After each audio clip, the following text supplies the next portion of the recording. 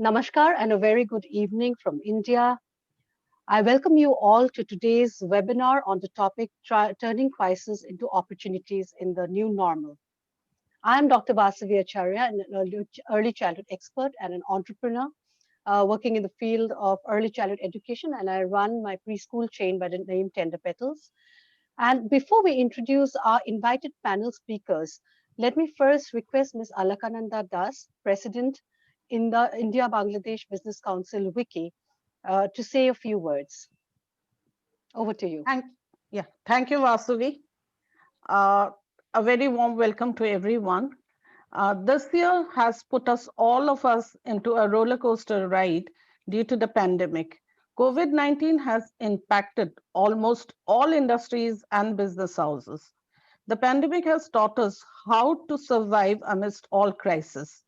Today's webinar, Turning Crisis into Opportunities in the New Normal, our eminent speakers from both the countries will give us an insight as to how we can overcome the present situation.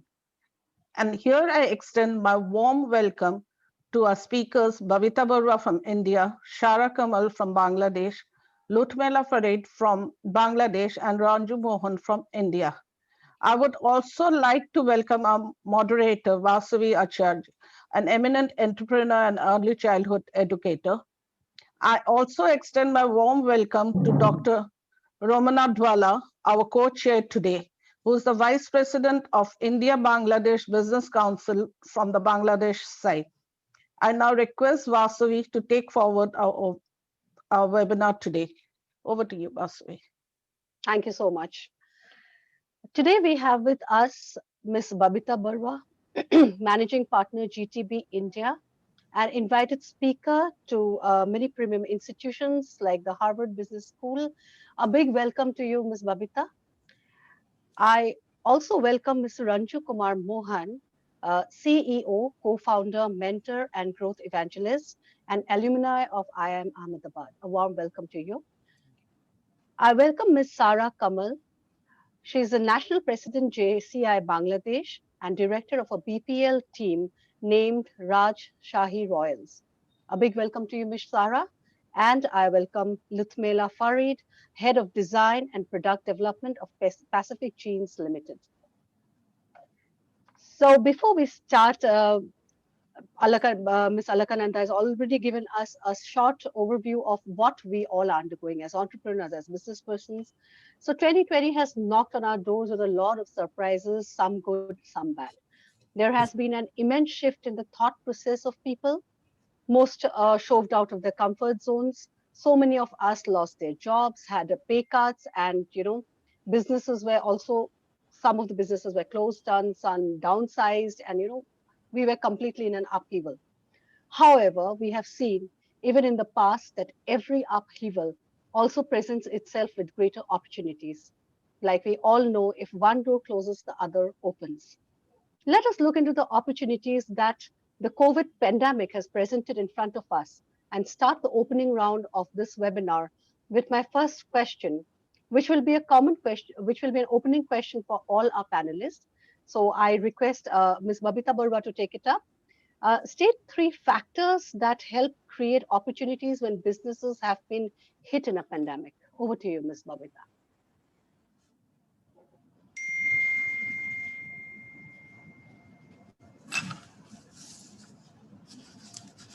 You have to unmute yourself.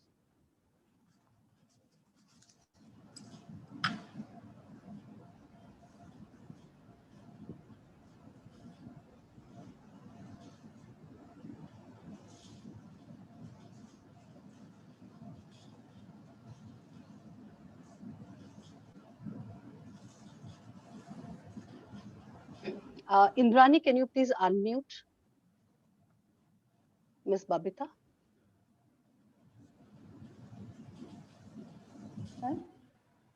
Please unmute Ms. Babita. I think she's not able to unmute herself.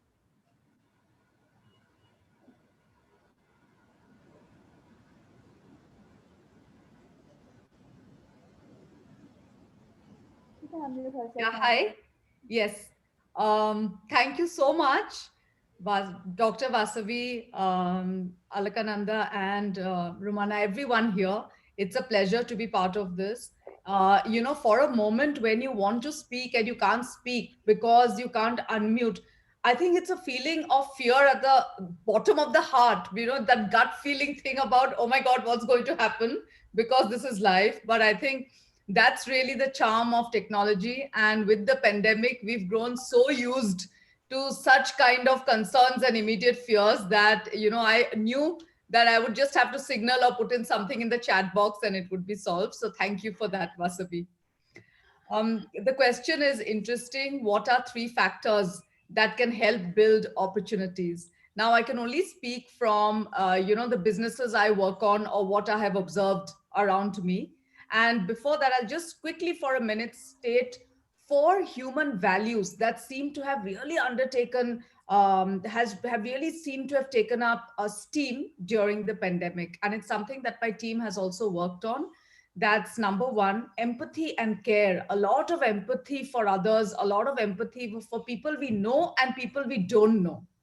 The second value is reassurance. We are increasingly seeking reassurance from people around us, from institutions around us, from brands we consume, from businesses we sort of are associated with, assurance of quality, of authenticity, of honesty, etc., etc. The third is protection. There is this dire need to be protected, and protection is not just a mask and a sanitizer because of the pandemic, but an overall financial protection, economic protection, job protection.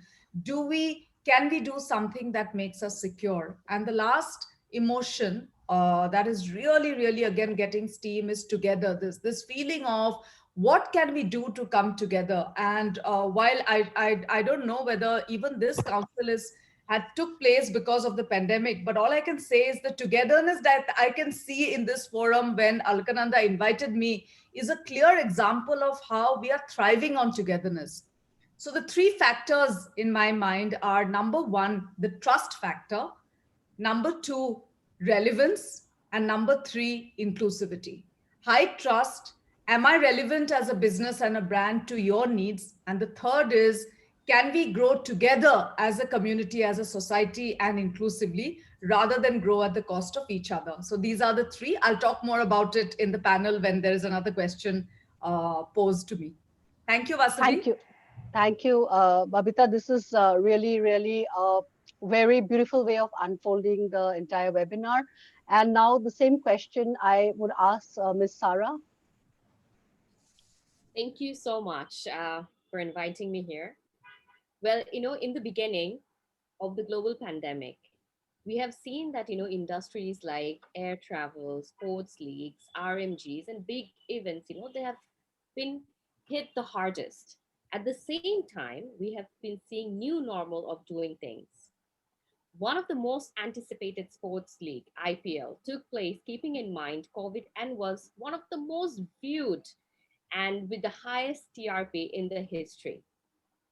Turning crisis into opportunity, for example, in terms of investment, research and development in digital innovation, we have seen how meetings, decisions, work has commenced during the lockdowns through virtually.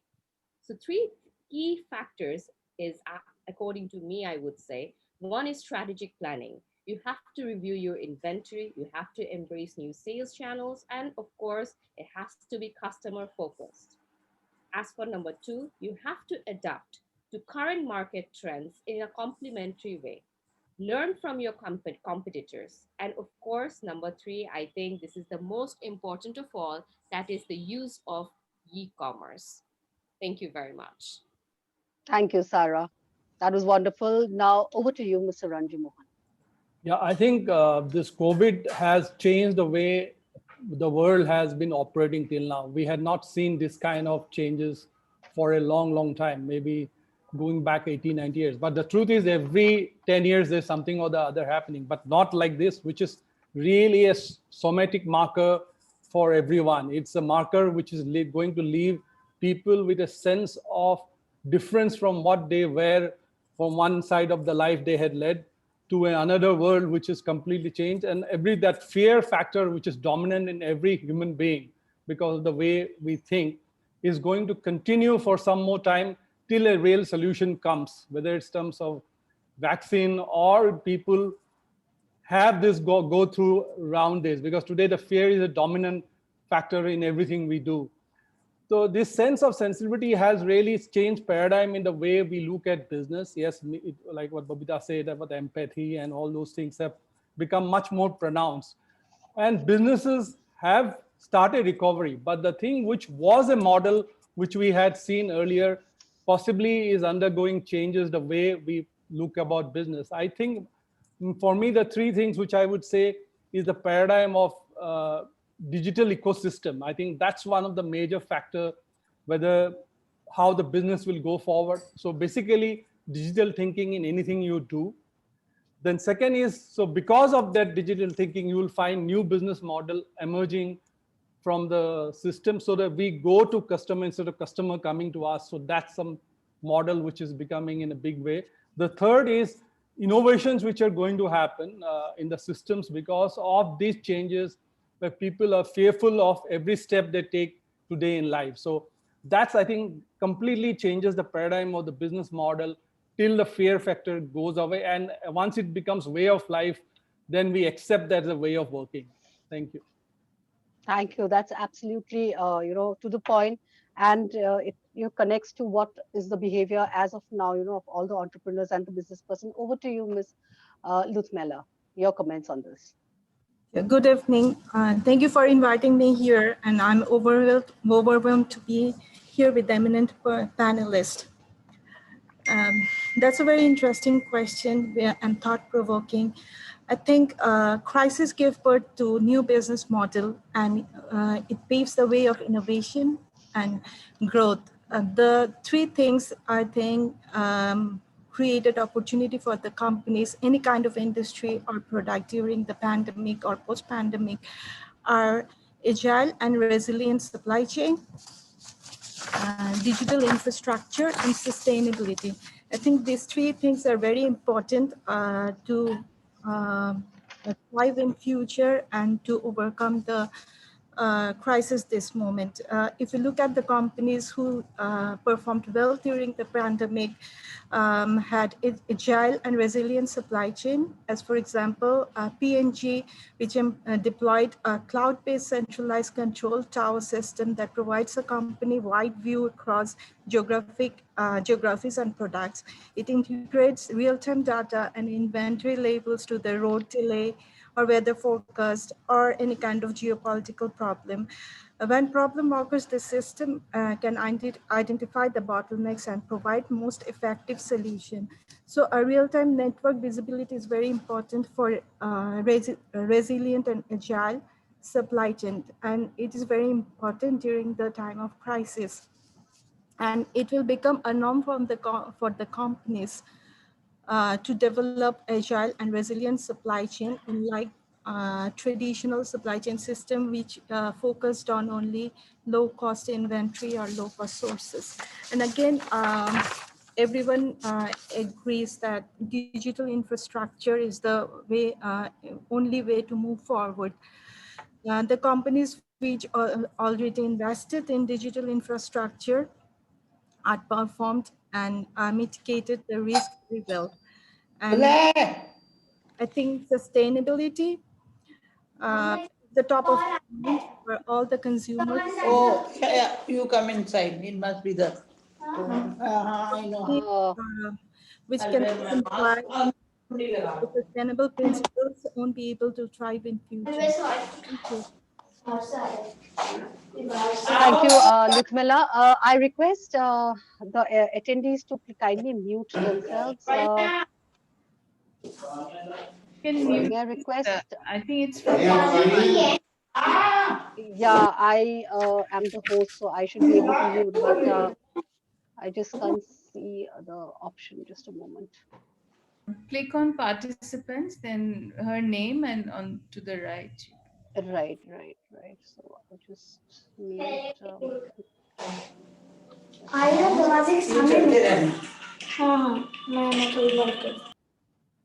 Okay, finally. Thank you so much. So yes, so we move on to the second round. We've got a few three strategies from each of our panelists who spoke about the opportunities that evolves when businesses have been hit by a pandemic. So now we go to the second round where we're asking an individual question to our panelists, depending on their insights into those into this time of pandemic. So my first question to Mr. Ranju Mohan is, even though COVID is posing challenges that we all know, which according to you are the best business opportunities and how are they feasible? Can I put on my presentation if it's okay? Yes, we have enabled the screen share. Is it, are you able to see the screen? Not yet. I think 1 minute, let me check why screen share, screen, yeah, 1 minute I have to do it on my end. Okay. Yeah, are you able to see it now? Yes. Okay, I'm going full screen.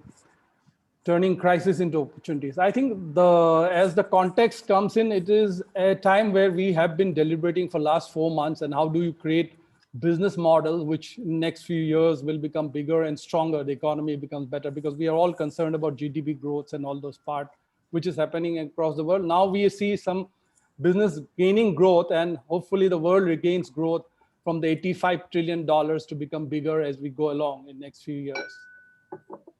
Now, what has happened, if you were born in 1900, this slide sums up everything. In 19, you're 15-year-old, you would have World War I. When you were 18 years old, you would have Spanish flu. 1927, you would have the Great Depression. And 1939, you would have the World War II. By 39-year-old, you have seen the gamut of activities, the problem, the challenges, and everything. And when we see one, and we are concerned, absolutely, because we have seen years of growth. This country, this world has not seen this kind of scenario for a long, long time.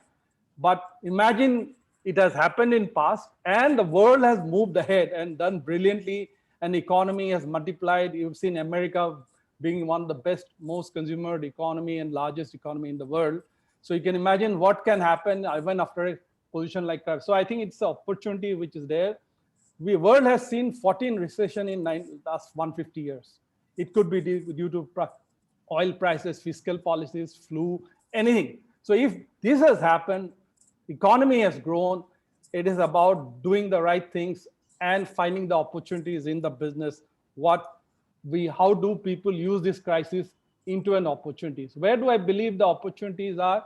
Because the behaviors have become new. We see new behaviors, new ways of working. We are seeing work from home, work away from home, a hybrid model, a model which we have not even talked about for so many years. Generations have done business working in office, and now today, when you join a company, you don't even see the colleague of yours, where at the time it used to be where you build team building together, and now there's no physical bonding, and we human beings love company to be with people.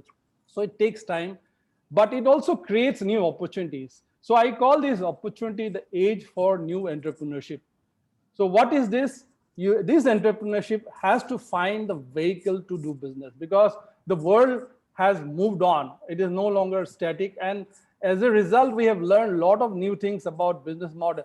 I remember even 2 years back, when children used to see a lot of mobile phone or TV or computer, parents used to say, don't see too much, your eyes will be impacted. Today, your classes are being run on school, on your mobiles, your parents are giving mobiles, go and do your homework, and you are in computer, they are in computer all the time. So from the world which was under control, that you please don't see, now you say, please use that to build your education and go into education. So we need to find a vehicle, and the tools which are there today enabling this is clearly the platforms which are available, whether it's Facebook, Twitter, web, Instagram, and business, YouTube, Pinterest. So business model is evolving around this. And I think this is the world which is going to change the way we do business for entrepreneurs.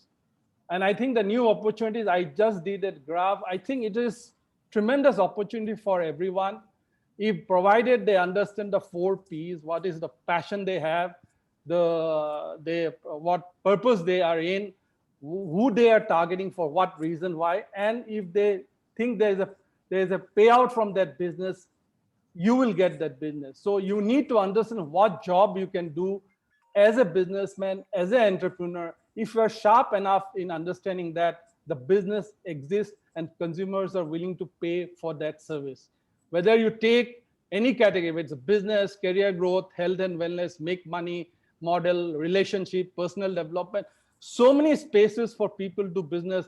It is to define where you are, and you know your skill sets.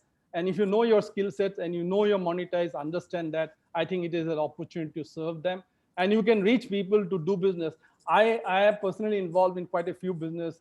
And even if you take product-led business, whether it's FMCG, B2B, digital products, consumables, agri-business, green business, there are opportunities. FMCG business has also evolved. We were into deodorants, we were in room freshener. When COVID came, we had to pivot.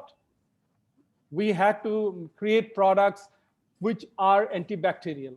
So companies has to move quickly to create products which are needs of the hour. So as long as companies understand that needs quickly, or individual who is doing business understand needs quickly, I think that's where the opportunity lies.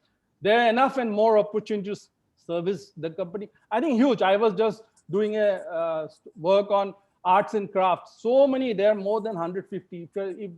And today women are going to play a more vital role in creating wealth, because they know this from back end. It was a skill set which was lying inside their home. Now, when they discovered their skill set during the COVID time, I think they're marketing themselves better and using their tools which they know, Facebook space, and they're creating business models which is creating monetization, and small business are gradually become a profitable business. So if you know that well, understand that well, I think it is understand who you are serving, what job you can do, what value you are giving to them. I think we have a business model going there. And if you do that, there is no end to business which you can create. I think you only need a new business model. You have to innovate with the ecosystem and understand digital process in building that module. So the three things which will shape the future is, you have to be different from what you were in past. You have to pivot. You have to make smart shifts. We go to you. You don't come to us, because people are careful, then find a way to reach them. Third is, you have to be very nimble, and you have to choose profitability versus growth, because growth was a big thing. Talk about most of the business failures has happened because people choose growth versus profitability. This is the time when profitability is important, because each transaction you make, you must make a unit profit. Then when you scale up, you continue to grow. I think that's the biggest thing that is going to happen in next 2-3 years before you again chase growth after growth.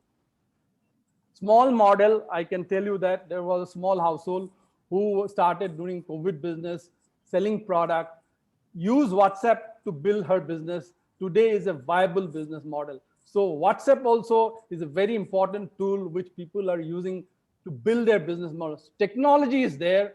Idea, you have to discover your capability to deliver to the needs of the customer. You must understand better. And if you combine all that, I think you have a winning business model. So that's what I had to say for today. Thank you so much. Thank you so much. That was really, really insightful. And so, yes, we can definitely create opportunities from all angles if we think differently, make a smart shift. That is what Mr. Ranju had pointed out. And the profitability versus the growth model. We have to look into the profitability bit of it. There's been a lot of change, basically, key change in the consumer behavior led by COVID. So I would want to ask Lutmela about what are the challenges that an entrepreneur or business person is facing due to the consumer behavior change in the COVID period. Thank you very much. I would like to share a slide. Can you allow me to share? Yes, it's already visible. Okay, thank you. This is a very interesting question. The COVID pandemic has fundamentally changed the world we used to know, reshaping the business and consumer goods industry in real time. Consumers across the globe are living differently, buying differently, and perceiving their need differently.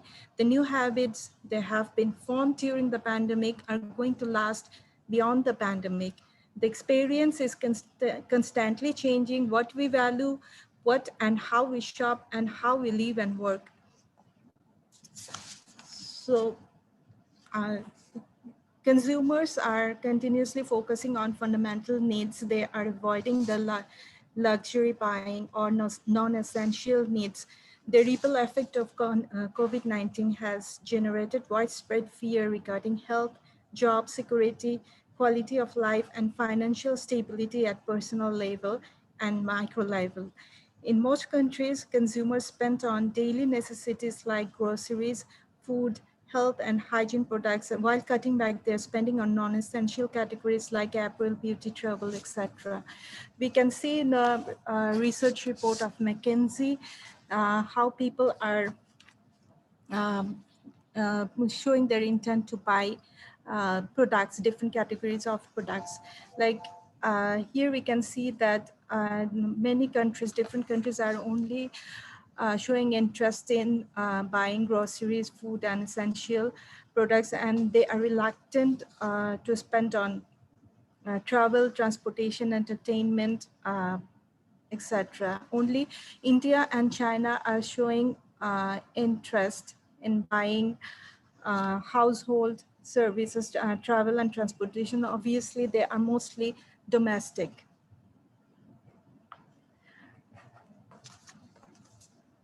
I'm moving on next slide. Here I'm focusing on people's intent, people's intention to engage with their outdoor activities. Here we can see that people still are not showing interest to participate in the outdoor activities like get together with friends in a public place, using public transportation, go out with family, etc. So travel, tourism, entertainment, gym, this kind of services are facing a slump in demand still. I have another chart which shows how people are showing interest in holiday shopping spending. So here we see that people are not still showing interest in holiday shopping. Um,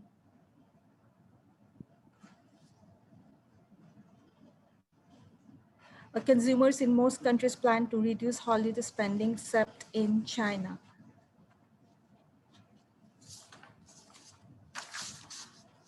Then I'm moving on another phenomena which has been discovered during the COVID, that people are preferring to buy local products. A trend of buy local has been observed among the consumers in different markets. Consumers are expressing desires to buy locally sourced or artisanal goods or support local business or community stores. In that case, brands need to highlight local heritage or provenance to connect with the local community. Then another factor is sustainability. Various study of consumer trends of 2020 reveals that sustainability is a key factor influencing purchase decisions. Consumers are changing purchase decision based on their factors like social responsibility, inclusiveness, ethical practices, and environmental impacts. People feel good about purchasing sustainable products. They feel an emotional connection with the organization or brands they perceive sustainable. Again, another shift in behavior is rise in conscious consumption. People are mindful about the health, economic, and environment impact of their consumption more than ever in new normal situation. They're limiting food waste, shopping costs consciously, optimizing energy use, and looking for organic products. They're learning They're learning more about the correlation of nutrition and food as people are striving to boost immune system. Products containing microbiome are gaining momentum. Due to an ever-increasing focus on health and healthy lifestyle, numerous apps like healthy lifestyle apps, mental health apps, weight loss help apps, doctor on demand apps, etc., are becoming most popular than ever. Uh, yeah, am I audible? Yeah. Then comes digital transformation, which is the big transformation in post-COVID era. E-commerce platform has also seen a boost as vast majority of customers have increased online shopping for essentials and also goods beyond essentials. The rise of online shopping, home delivery, curbside pickup, or shopping via social media, etc., is likely to sustain post-outbreak. In East Asia only, there will be 310 million digital consumers at the end of the 2020, and online shopping is projected to grow 320% between 2018 and 2025. The marketing strategies should reflect on both how companies interact with customers and the way it operates. Thus, it requires greater investment in digital outreach and digital experience to connect customers where in-person channels are significantly curtailed.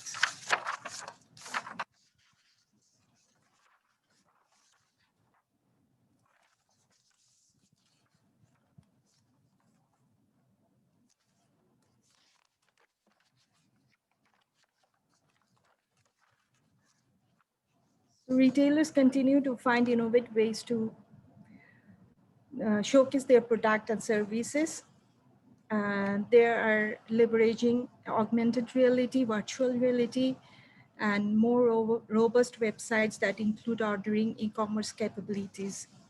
The marketers are increasing using social media platforms to attract and retain customers and also as a brand building tool. And smart marketers are planning to test multiple platforms in order to decode whether a single platform will benefit their marketing strategy. With social media growing at an extraordinary pace, testing platforms such as Instagram ads, Twitter ads, LinkedIn ads, and Amazon ads offer a chance to experiment with new PPC networks and reach millions of audience globally.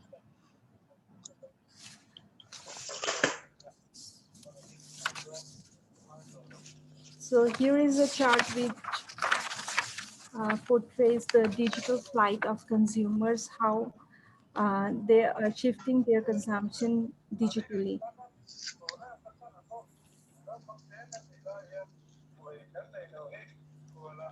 Here we can see in most of the countries, consumers are uh, preferring online consumption and the digital platform for their consumption more than ever.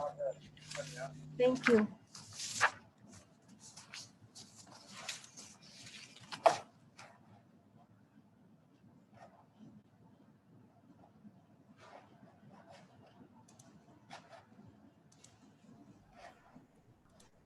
Vasavi, you are on mute. Sorry about that. Thank you so much, Lutmila. It was a very, very detailed, presentation on the behavior changes of the consumer and how they are behaving at this time of pandemic when there's a huge shift. You know how we are looking at things, how probably the consumers are cutting down on the non-essential commodities and they're trying to figure out how to be more sustainable or use products that are more organic or in sync to the health, right? So yes, this was a very, very insightful presentation on the behavior, consumer behavior. Now moving on to Ms. Babita, I would want you to cite some examples of some of the innovative brands that were launched during the COVID, and the opportunities that we see in those brands. Over to you. Thank you. And I must say, Ranjuman sir and Lutmila, they were fascinating insights. And both of you have touched on digital transformation, which is really at the core of almost all the business shifts that we have seen in the pandemic. Why business shifts? I think almost all the shifts that we have seen in our own behavior, our acceptance of digital payments, our behavior shifts when it comes to expressing ourselves, connecting ourselves. I love the example of the homemade dosa, and I've got a friend myself who she's turned into baking, and she started now from just a homemaker. She's actually taking orders in Gurgaon, and that itself is a everything does not have to be scale when you start. The fact that you're starting off, you are getting your consumers, you have defined your market, goes to prove that the point that Ranju Mohan sir has made, and Lutmela you touched upon as well, is valid. What I would like to share with you is I'll go back to the three, just to jog your memories on the three factors that I had stated. Yeah. The first factor being trust, the second being relevance, and the third is inclusive growth. And the examples that I have are almost more or less around these. Now, the first one is on business pivot. Again, I know that this has been mentioned in the conversation earlier, which is as a business, how agile is the business and how capable is the business to be able to shift from what it is currently doing to what is sustainable and what it can do in order to be relevant to the new consumer behavior or needs during the pandemic. And one example here is of a brand, which is a fitness brand called Culfit. It's part of the CureFit group. It's about gymming, it's about fitness, and Culfit and their Culf gyms are known for when you go to the gym, it's almost free flowing. They have got different options that you can choose from. So there's Zumba, there's actual equipment, then there's some other work going on. So it was really very young, contemporary, a very different experience. And just when it was picking up steam, pandemic hit, there was a lockdown. We are still under, while there's no official lockdown, but we know that everything is under lockdown, and gyms have been really, really impacted. And so for all gyms, it was like, how can we sustain when we are locked and when there is zero business for 8, 9 months, right? So one of the pivots that Culfit did is that it took the gym and the fitness to people's home through the use of technology, which is online, which is you log into Culfit and you, in the comforts of your home, can get those same experts who are teaching you freestyle aerobics and like Zumba or, the different forms of fitness, weights, etc. And with minimal equipment at home, you could sort of meet your needs. And Culfit was never about equipment. Culfit was about innovation. Culfit was about just bring yourself and try out different things to keep you fit, things that you didn't know you could do yourself. So today, and this isn't a matter of the whole pivot would have been, maybe now we are what, 8, 9 months into the pandemic. So maybe, 6 months into it. Culfit today has clocked 500,000 sessions every day. It has signed up 1.5 million new users. In a regular time, maybe it wouldn't have signed up so many new users. 1.5 million is a big number. And it has 50,000 paid online subscribers. This to me is a great example of you have not compromised on your scale at all. You've taken on a very new scale and taken on a behavior which in all likelihood will continue to stay even after the pandemic is behind us with the vaccine, etc. Because if people get used to now working out with the choice of the fitness experts, with the choice of programs from home, just imagine the time you spend in your fitness wear, in actually commuting to the gym, in using up your slots, in changing, in showering, going back to office or going home, etc. So that's a great example of business pivot by using, of course, technology, and by understanding that home is the new office, home is the new marketplace, home is the new hangout place. Home has really become everything for a long time to come now. The second example that I have is again related to the surge of e-commerce because of the embracing and the confidence and the ease of digital payments and digi-wallets. And with UPI in India becoming what it is today, e-commerce has seen new heights. And there are a lot of examples, again, like Sir mentioned, it could be a small business that is taking payments through Paytm, doing business on WhatsApp, to large businesses. And the example here, I was reading an interview, where the Nestle CEO, he was talking about Nestle recording double-digit growth in September because they moved on to e-commerce. Now we know that Nestle and most of the portfolio of such companies are very brick and mortar, right? They have dealers and distributors, retail, modern trade, general trade.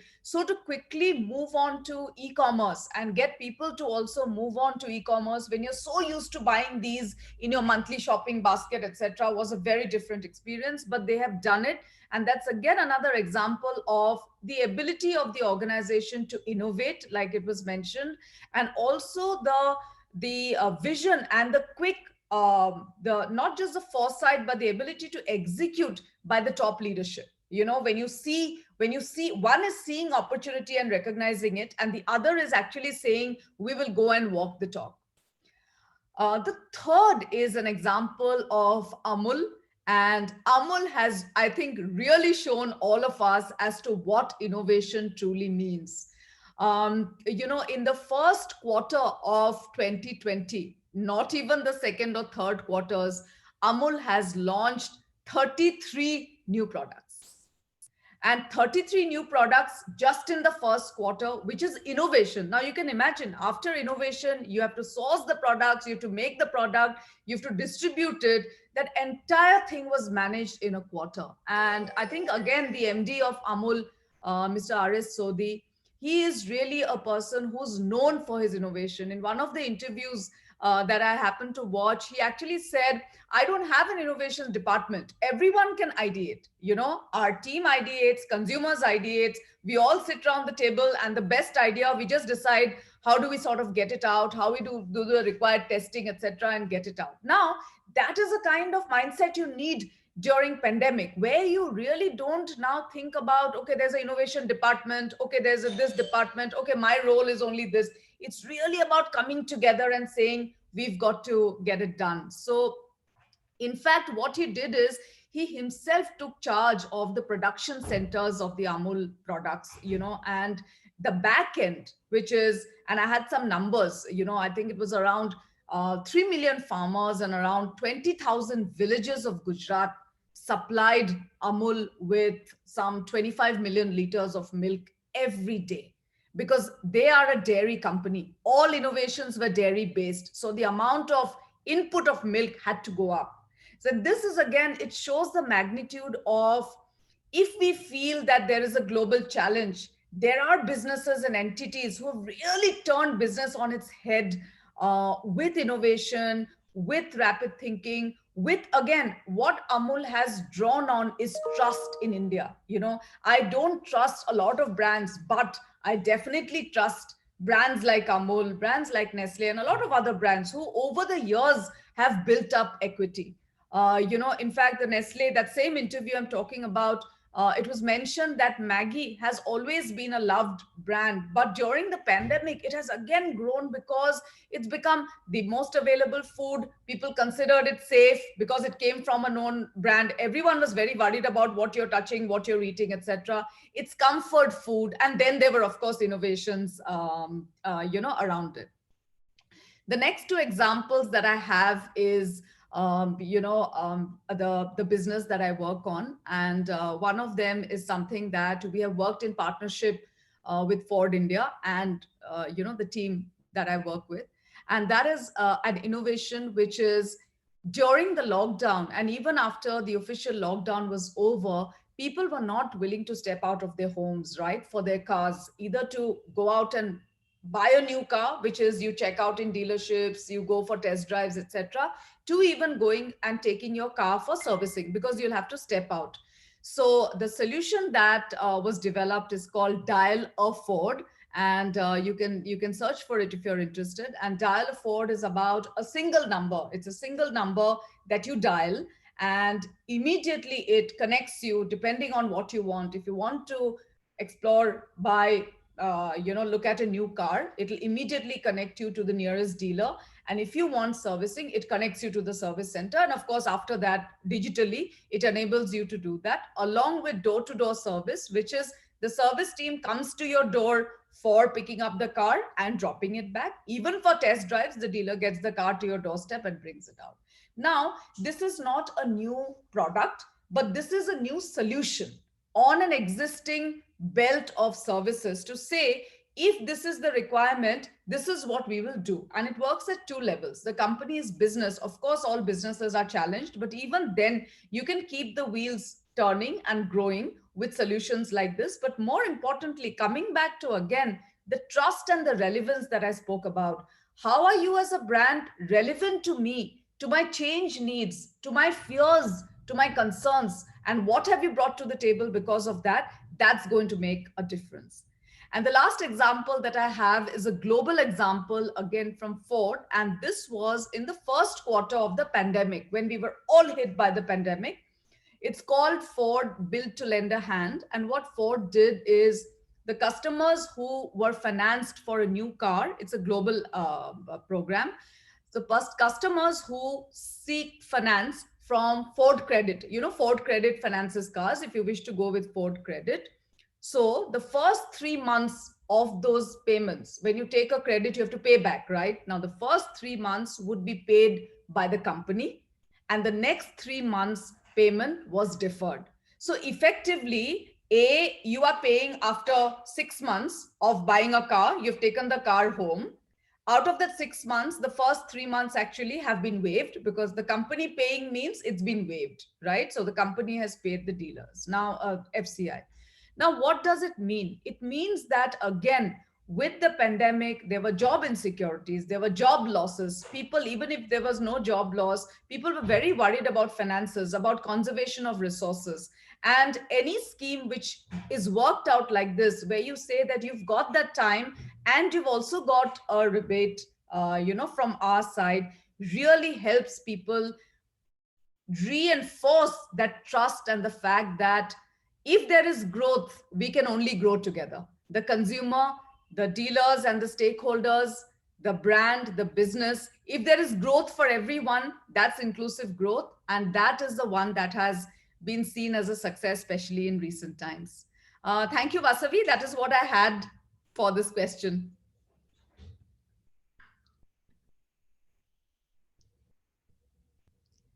Vasavi, you're on mute again.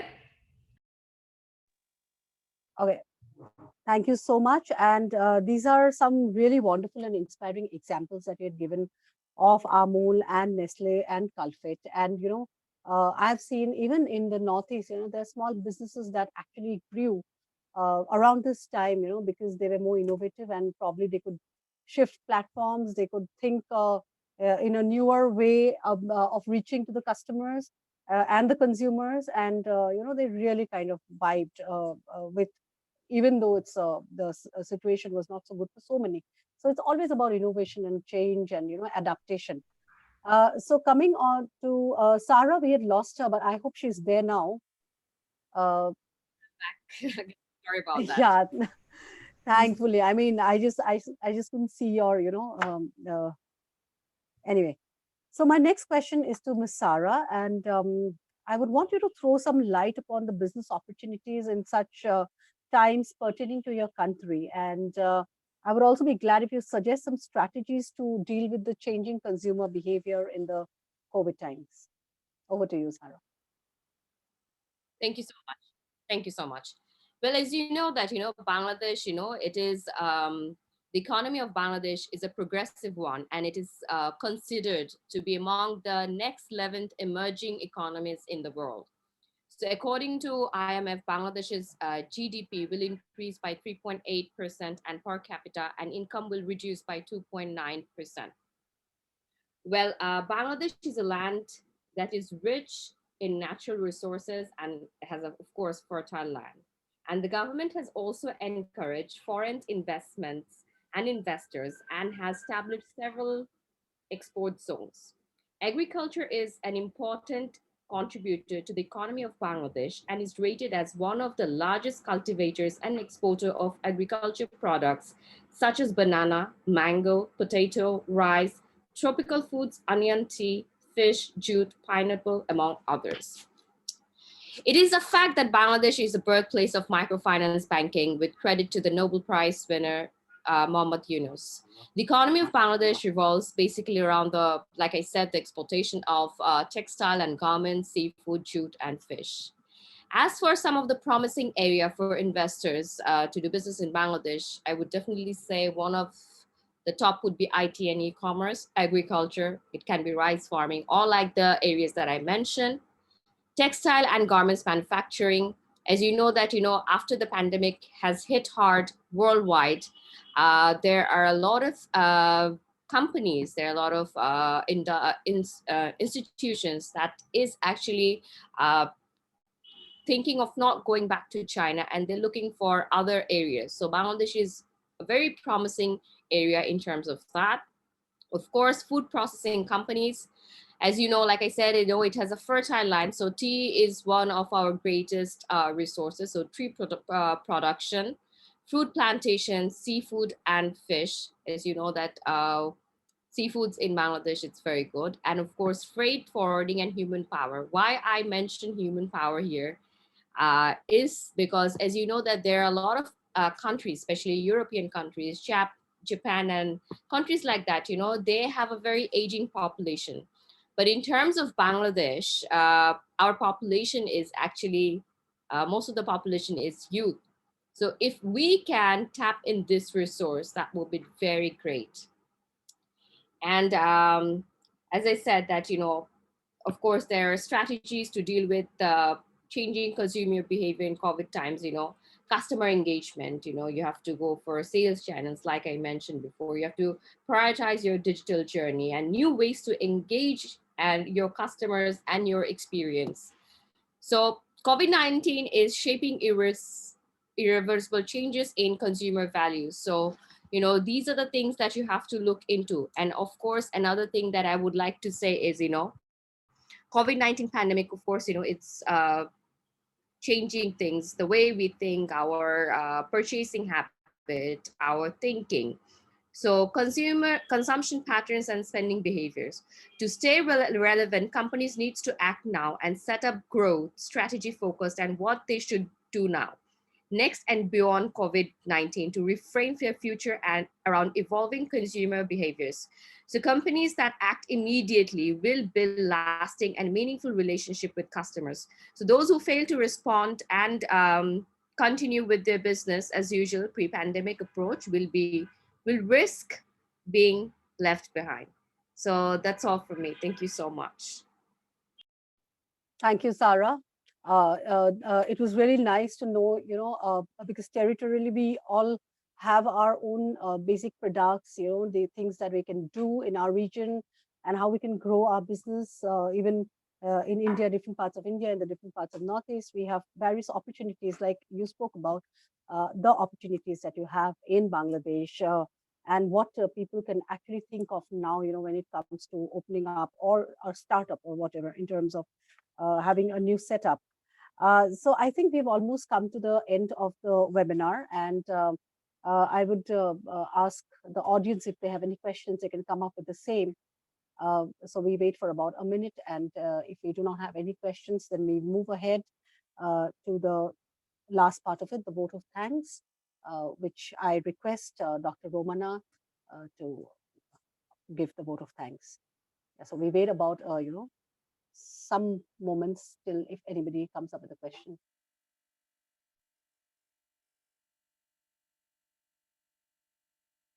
I think this has been a really, really, kind of interesting discussion, because we got to hear so many viewpoints and two countries actually sharing, different ideas. I mean, the basic core idea is the same, but then how we should go about it. Mr. Ranju had given some beautiful, insights on how actually every business can be profitable If we look at innovation, the digital platform, and all of it, and the wonderful examples that Ms. Babita cited, and Lutmila had given, uh, um, you know, detailed analysis of the consumer behavior and what we should keep in mind, as entrepreneurs when we are now approaching our consumers. And then Sarah talked about the businesses that we can think of, at least in our own regions, and probably, now we can actually focus upon. So, any questions coming up? I don't think so. So we move on to our vote of thanks. Over to you, Dr. Romana. Thank you so much. It's a pleasure to be with you all today again. Um, I would like to start by saying that this is such an important topic that you all have chosen today, turning crisis into opportunities in the new normal. Each of us are facing this in our everyday life, and we are trying to overcome in many ways. So, it's a pleasure to be able to listen to all of the panelists. And before I go into the details, I would like to uh, thank your President Alaknanda Das, India Bangladesh Business Council, for arranging this and for having all of you with us today. She has always managed to get many of you together and always organized it beautifully. So thank you as always, and we are also going to look forward to many more such occasions, I'm sure. Um, and coming to the panelists, all the panelists were fantastic, I would say. I enjoyed listening to Mr. Ranju Mohan. He has presented in the IIM style, I would, if I may say so, in his very business-like manner, and it gave that sort of light. And I liked the way you have stated that we have handled recessions, world wars, and we have bounced back. World has been through this kind of crisis, and no need for us to be disheartened. I'm sure as a humankind, as a human race, we have been able to overcome this, and we'll once again do this all together. The important thing here is to stay positive and turn all these crises into opportunities, as he has mentioned and each of you have mentioned. Then after that, I enjoyed listening to Lutmila, who has elaborately showed us what is happening to the consumer, the way consumer is behaving. Now, she has also mentioned that the cloud-based solutions are so important.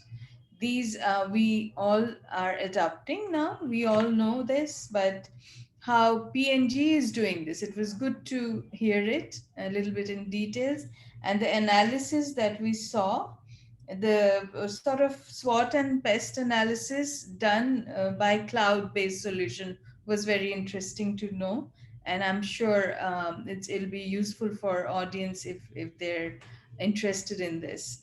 And for large businesses, I'm sure this is very important, because to keep track of all these things before you embark on something new. Um, and I also enjoyed very much when Babita, she mentioned in especially those three areas of trust, relevance, and inclusiveness, which worked in actually taking each of these are the areas that builds sort of a platform, I think, and then we can take things forward from there. And how the values of empathy, reassurance, it helped keep us together, helped to make things make, first of all, we had to be okay ourselves. Only then we could roll out things which worked for business or outside things. So we have to keep this in mind, that we are human beings, and most of the time we are dealing with human beings, although yes, AI and digital solutions are there. but we have to take care of ourselves, keeping these values intact and keeping these reassurance and empathy in place so we can work together and have appropriate solution depending on the need of the moment. So it was very interesting for me to hear that. And at the also you mentioned few other things. It will be probably long if I go into it, but I would say entrepreneurship. You've mentioned how Ford, the solutions by Ford company. It was very interesting for us to know. I think even sharing these experiences help to learn from each other. So it's like a mentor mentee kind of platform at times. And in any case, from one business we can learn something new and we can adapt. That's always a very good opportunity for everybody. And as each of you have mentioned, the digital platform, e-commerce, and mobile wallets. I think Sarah also elaborated eventually how Bangladesh has given birth to microfinance. We are extremely proud of that, and it is working in many part of the world now besides Bangladesh. And it is something for small businesses to look into and to empower people who are now marginalized due to resource constraint and the difficulty in generating income at the moment. I think microfinance is one way to take care of that portion. And of course, the innovations that is in place in Bangladesh and India and other countries. You in India, you've mentioned about Amul and Maggie, how they have turned it into an opportunity. In Bangladesh, we have also turned, I think food business has really boomed, and our agro and our pharmaceuticals, if I may mention, has done very well. And that is the need of the moment at this time. And how Sarah has mentioned that in spite of all this, we are happy to share with you how Bangladesh growth is still it's going up, and our GDP is increasing, and we are looking forward. We are enabling foreign direct investment, B2B, and we have uh, the export zones and new export processing zones. So these are areas we are actually wanting to attract businesses. So India, Bangladesh, I'm sure will look into this in further details, and this platform can also help us work towards more business opportunities together, and of course with outside world. And I wish India and Bangladesh both great prosperity in the future, with such entrepreneurs in amongst us, and in both the countries. I don't think pandemic can really contain us for too long.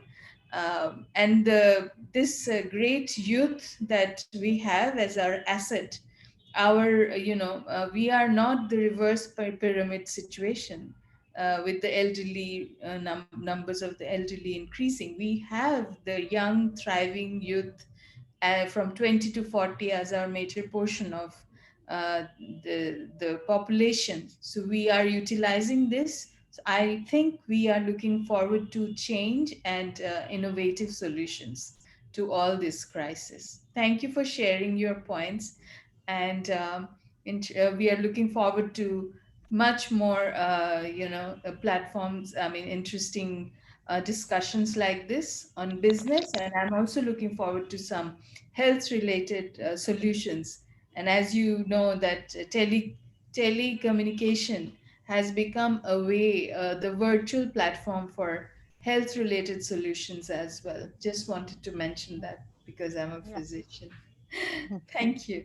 Thank Thank you, Vasavi and Thank Alagna. you, thank you so much, Dr. Romana. And we have come to the end of this webinar, and I thank everyone being a part of it. I especially thank our esteemed speakers who had found time to be with us today, Mr. Ranju Mohan, Lutmela, Babita, and Sarah, and our host and co-host of the evening. And so we wind up for the day, and wishing everybody a great evening ahead. Bye-bye. Thank you. Thank you Thank so you Very much. much. You all. Thank you. Thank you, everyone. It Thank was a very nice session. Thank you. It was very interesting, I thought. Yeah, it was very interesting. And I'll share with you the list of the other webinars that we have in the pipeline. Thank you. Bye-bye. Okay, Take bye. care. Bye. Bye.